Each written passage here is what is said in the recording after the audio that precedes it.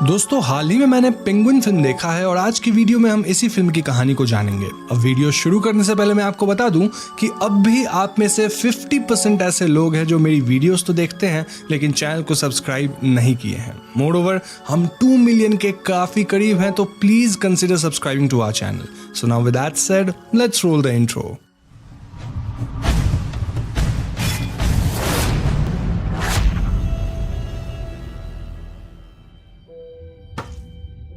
तो फिल्म के opening scene में हम एक आदमी को देखते हैं जो कि चार्ली चैपलिन का मास्क लगाए हुए था। यहाँ वो एक बच्चे को बेरहमी से मारकर उसकी लाश को बैग में लेकर सामने की एक लेक की तरफ बढ़ता है और धीरे धीरे उस लेक के अंदर ही डूब जाता है। इसी के साथ रिदम नामक लड़की की आंख खुलती है और हमें पता चलता है कि ये सब बस रिदम का नाइटमेयर था। इसके बाद हमें रिदम के फैमिली मेंबर्स वगैरह से इंट्रोड्यूस कराया जाता है, जहां हमें पता चलता है कि रिदम का गौतम नाम का हस्बैंड है, देन भावना और एबी नाम की 2 बेस्ट फ्रेंड्स हैं एंड साइरस नाम का एक पेट डॉग है। रिदम फिलहाल प्रेग्नेंट है और अभी उसका 7वां महीना चल रहा है। रूटीन चेकअप के लिए आज वो हॉस्पिटल आती है और यहाँ बैठे बैठे वो 6 साल पहले की बात को याद करने लगती है और यहाँ से मूवी की कहानी फ्लैशबैक में 6 साल पहले जाती है। यहाँ हमें पता चलता है कि 6 साल पहले रिदम का अजय नाम का एक बच्चा हुआ करता था और रिदम अपने बेटे को एक पेंगुइन की स्टोरी सुना रही थी कि तभी यहाँ रिदम का पहला हस्बैंड रघु आता है और उसे बताता है कि उसकी बेस्ट फ्रेंड भावना के फादर की मौत हो गई है। वो दोनों भावना के घर जाते हैं और भावना से बात करते हैं, लेकिन इसी बीच अजय यहाँ से कहीं गायब हो जाता है। ऐसे में रिदम पैनिक करती है और सभी लोग अजय को ढूंढने लगते हैं। फाइनली अजय घर के ही बाहर एक जगह पर मिल जाता है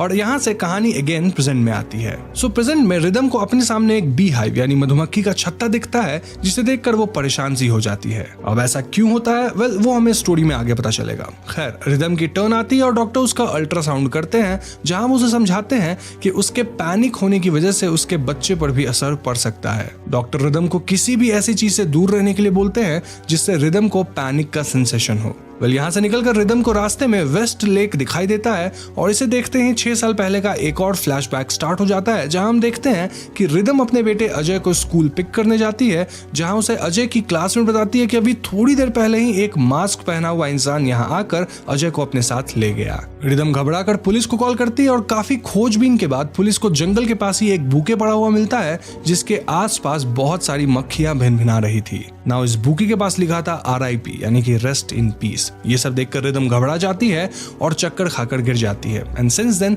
रिदम को मक्खियों से एलर्जी है। इसी तरह अजय को ढूंढते हुए 1 साल का समय निकल जाता है और इसी बीच पुलिस और रिदम लगातार अजय को खोजने में लगे हुए थे। रिदम तो खुद डेली अजय के मिसिंग होने के पैम्पलेट्स राह चलते लोगों में बांटा करती थी। इसी तरह एक दिन पुलिस को अजय का कुछ सामान जंगल में मिलता है, जैसे उसके शूज, उसके कोट इत्यादि, और इन सब पे खून लगा हुआ था। इससे इंस्पेक्टर कंक्लूड करता है कि अजय अब इस दुनिया में नहीं है। वो ये बात रिदम को बताता है और इसके बाद रिदम डिप्रेशन में चली जाती है। नाउ यहाँ से कहानी वापस प्रेजेंट में आता है, जहां हम रिदम को उसी लेक के सामने खड़ा हुआ देखते हैं एंड हमें पता चलता है कि रिदम यहाँ हर साल आती है इस होप में कि शायद एक दिन उसे अपना बेटा यहीं पे वापस मिल जाए। तभी अचानक रिदम को यहाँ एक वुंडेड मैन दिखता है, जो कि रिदम को देखते ही पैनिक होकर बड़बड़ाने लगता है। वो कुछ इस तरह की बातें कर रहा था, लाइक वो फिर से आ गया, मैंने उसका फेस देख लिया है, मैंने उसे उस बच्चे को किडनैप करते हुए देख लिया है इत्यादि। अब यहाँ ये बंदा कुछ बोल ही रहा था कि तभी एज एन ऑडियंस हम वहां दूर पर ही उस मास्क पहने हुए इंसान को देखते हैं, जो कि इसी तरफ बढ़ता चला आ रहा था। ये वुंडेड मैन यानी कि जख्मी इंसान रिदम को अपना मोबाइल फोन देते हुए कहता है कि इस फोन में उस मास्क्ड मैन की रियल आइडेंटिटी है, इसे लेकर यहाँ से भाग जाओ। रिदम फौरन ये फोन लेकर यहाँ से भाग जाती है, जिसके बाद वो मास्क्ड मैन उस वुंडेड इंसान को जान से मार देता है। यहाँ रिदम थोड़ी दूर पर ही पहुंचती है कि उसके फोन की बेल रिंग होने लगती है, जिससे घबराकर वो अपने हाथ में रखे उस डैमेज्ड फोन को कहीं गिरा देती है और जल्दी से अपनी कार में आ जाती है। रिदम डर के मारे अपनी कार कीज को गिरा देती है और वहां बाहर हम उस मास्क्ड मैन को कार के एकदम क्लोज आते हुए देखते हैं, लेकिन फॉर्चुनेटली रिदम अपनी कार स्टार्ट करके यहाँ से भाग जाती है और रास्ते में एक पुलिस चेक पोस्ट पर खड़े पुलिस ऑफिसर को ये सारी बातें बता देती है। तो इन बातों का पता लगने के बाद कुछ ऑफिसर्स उस लेक के पास चले जाते हैं और यहाँ रिदम को पता चलता है कि पिछले 6 महीने में इस एरिया में कई किडनैपिंग केसेस आए हैं और अभी रिसेंटली ही अंजाना नाम की एक बच्ची भी किडनैप हुई है। अब यहाँ से वापस लौटते वक्त रिदम जब उसी लेक के पास से गुजर रही होती है, तब उसकी कार के सामने एक बच्चा आ जाता है एंड सरप्राइजिंगली ये उसका अपना ही बेटा अजय था। जी हाँ, ये अजय ही था जो कि आज से 6 साल बाद अपने आप ही वापस आ गया था। खैर अगले सीन में हम रिदम को अजय अजय के साथ हॉस्पिटल में डॉक्टर डेविड के पास देखते हैं, जहां डेविड अजय का चेकअप करता है। और वहीं दूसरी तरफ अंजाना की मदर यहां अजय से बात करने के लिए आई थी ताकि वो अंजाना के केस में उससे कुछ हेल्प ले सके। बट ऑब्वियसली अजय अभी शॉक्ड स्टेट में था, तो वो किसी से बात करने की हालत में नहीं था। थोड़ी देर बाद यहाँ रघु यानी अजय के फादर भी आते हैं और डॉक्टर उन दोनों को बताते हैं कि अजय को कई दिनों तक टाई अप करके रखा गया है और उसके साथ जानवरों जैसा बर्ताव किया गया है। अब इतने समय तक टॉर्चर को झेलना प्लस इंसानों से दूर रहने की वजह से अजय सोशलाइज करने से भी डर रहा है। अब यहाँ एक फ्लैशबैक में हम देखते हैं कि जब अजय गायब हुआ था तब रघु ने सारा इल्जाम रिदम पर डाल दिया था एंड सिंस रिदम डिप्रेस रहने लग गई थी इसलिए रघु ने उसे डिवोर्स दे दिया था। इस सब इंसिडेंट के बाद ही गौतम रिदम के लाइफ में आया। एनीवेज प्रेजेंट में हम देखते हैं कि रिदम अपने बेटे को घर ले आई है, जिसके बाद उसे रात को वही नाइट में आने लगता है जहां वो अपने आप को उसी लेक के पास देखती है जहां वो मास्क पहना इंसान रिदम का पेट डॉग और अजय खड़े होते हैं। ये नाइट में देखकर रिदम घबरा कर उठ जाती है और तभी उसे अजय के रूम से कुछ साउंड आती है एज इफ अजय कुछ हमिंग कर रहा हो। रूम में जाते ही अजय चुप हो जाता है और यहाँ रिदम नोटिस करती है कि अजय कुछ अजीब सी ड्राइंग्स बना रहा था। तो नेक्स्ट डे डॉक्टर डेविड के पास रिदम अजय के बारे में सब कुछ बताती है, लाइक लास्ट नाइट वो कुछ हमिंग वगैरह कर रहा था, देन कुछ ड्राइंग्स वगैरह किया इत्यादि। डॉक्टर डेविड बताते हैं कि अजय के माइंड में जो कुछ भी चल रहा है वही उसने ड्राइंग्स वगैरह में बनाया था। अब डॉक्टर रिदम से कहते हैं कि नेक्स्ट टाइम जब अजय वो पोएम गाए या कुछ भी बोले तो उसे रिकॉर्ड कर लेना। तभी रघु बाहर से रिदम को कॉल करता है और उसे मिलने के लिए बुलाता है क्योंकि वो कुछ दिन के लिए आउट ऑफ स्टेशन जा रहा था और वो रिदम से अजय को भी अपने साथ लाने की रिक्वेस्ट करता है। थोड़ी देर में रिदम अजय को लेकर रघु से मिलने एक रेस्टोरेंट में चली जाती है जहां आइसक्रीम खाते वक्त अजय किसी को अचानक ही घूरने लगता है। ये देखते ही रिदम अपना फोन निकाल लेती है, देन उसका फ्रंट कैमरा ऑन करके अपने पीछे दो लोगों को बैठा हुआ देखती है जो कि कुछ सेकंड्स में उठकर वहां से बाहर चले जाते हैं। रिदम उनमें से एक कोट वाले पर्सन को फॉलो करती है जो कि दरअसल एक लेडी थी जो अपने बच्चों से मिलने गई थी। इसके बाद जैसे ही रिदम अपने टेबल पे वापस आती है उसे वहां एक एनवेलप रखा हुआ मिलता है जिस पे रेस्ट इन पीस लिखा हुआ था। यह देखकर रिदम फौरन बाहर जाती है और उस दूसरे कोट वाले पर्सन को खोजने लगती है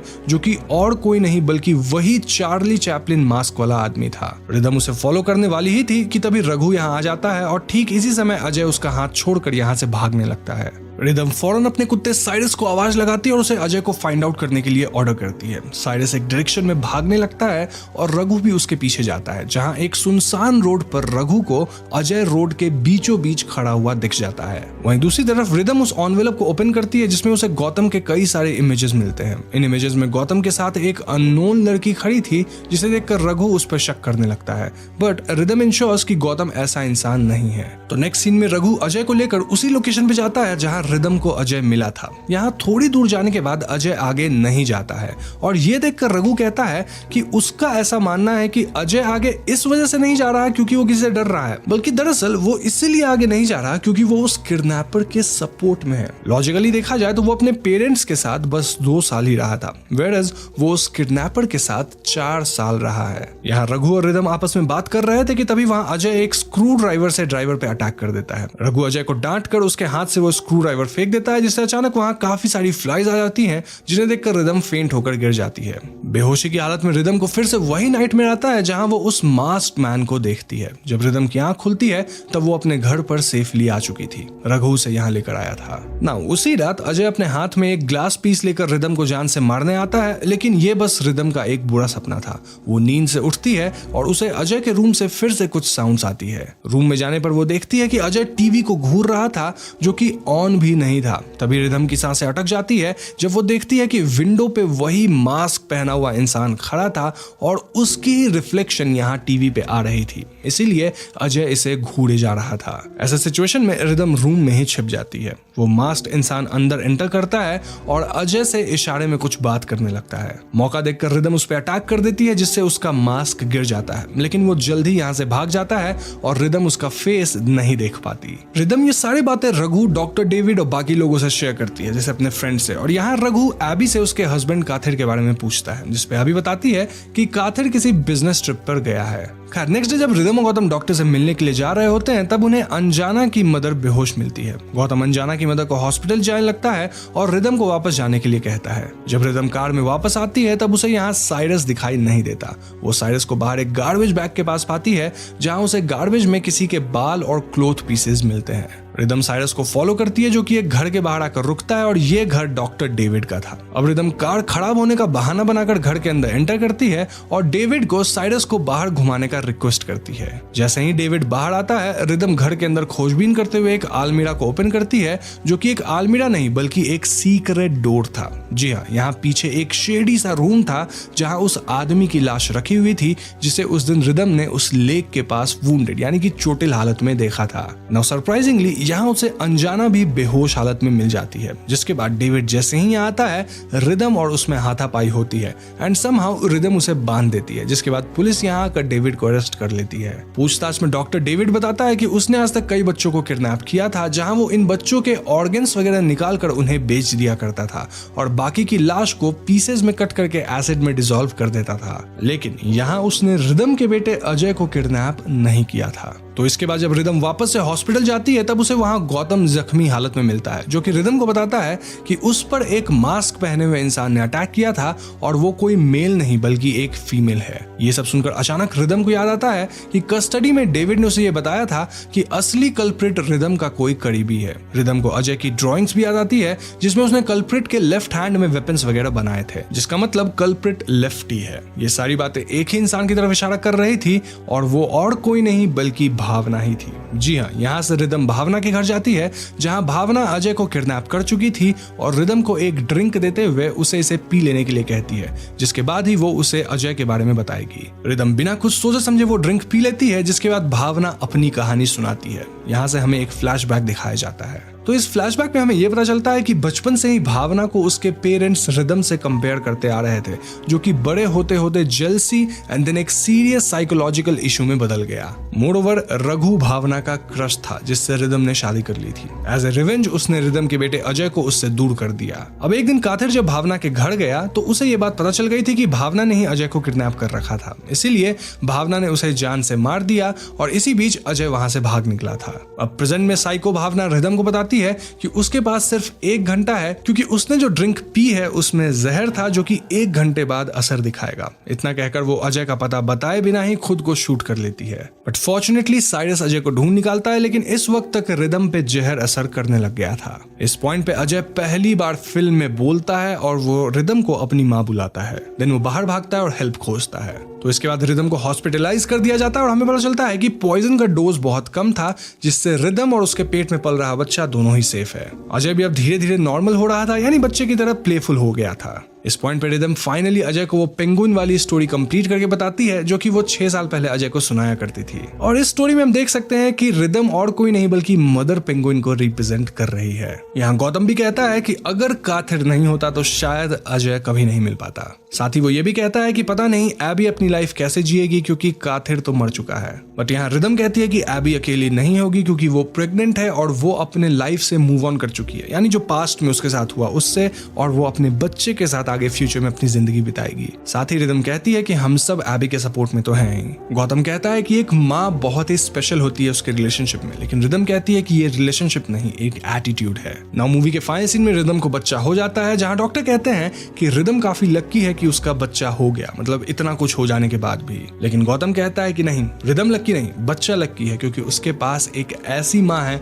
जो कि इतनी ब्रेव है और उनमें कोई डर नहीं है। यहीं पे फिल्म खत्म हो जाती है। तो दोस्तों ये थी पेंगुइन फिल्म की कहानी and as you can see इस फिल्म में एक माँ के लव को दिखाया गया है अपने बच्चे के प्रति। आई मीन अजय के गायब होने के 6 साल बाद तक रिदम उसे भूली नहीं थी। भूलना छोड़ो, वो अब तक अजय को खोज रही थी इस होप में कि अजय उसे जरूर मिल जाएगा एंड इनफैक्ट अजय उसे मिल भी जाता है। अब इस फिल्म में एक अलग बात यह है कि यहाँ हम 2 विलन्स को देख पाए। एक तो डॉक्टर डेविड जो कि ऑर्गन्स वगैरह यूज करता था बच्चों के, लेकिन एक दूसरी विलन भी थी भावना जो कि रिदम से बहुत जलती थी। तो हाँ, कहानी में एक पॉइंट पे लगता है कि हमें विलन पता चल गया है, लेकिन एक ट्विस्ट जरूर था। मोरओवर एक पॉइंट पे एबी पे भी थोड़ा शक होता है, लेकिन नहीं, एबी तो खुद एक विक्टिम थी, उसका पति मारा गया भावना द्वारा। इन बातों के अलावा मूवी में कुछ खास थियरीज नहीं है, तो इस एक्सप्लेनेशन को हम यहीं पे खत्म करेंगे। उम्मीद करता हूँ आपको ये वीडियो पसंद आई होगी। अगर पसंद आई है तो इस वीडियो को लाइक और शेयर कीजिएगा। साथ ही अगर आप चैनल पे नए हैं तो हमारे चैनल को सब्सक्राइब करके बेल आइकॉन को भी जरूर दबा दीजिए, क्योंकि हम अपने चैनल पे ऐसे वीडियोस